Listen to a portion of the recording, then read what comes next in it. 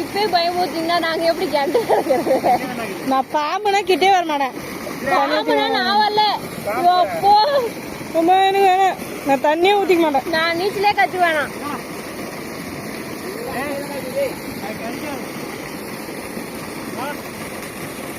ஐயோ எங்க மேல எல்லாம் தண்ணி வந்துச்சு.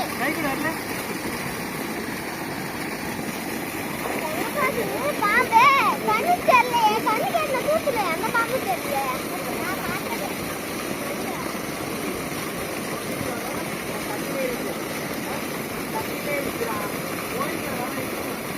நீ அங்க குதி பாரு, அது வந்து இருந்தானியா? சரி கோல் அது மரம்.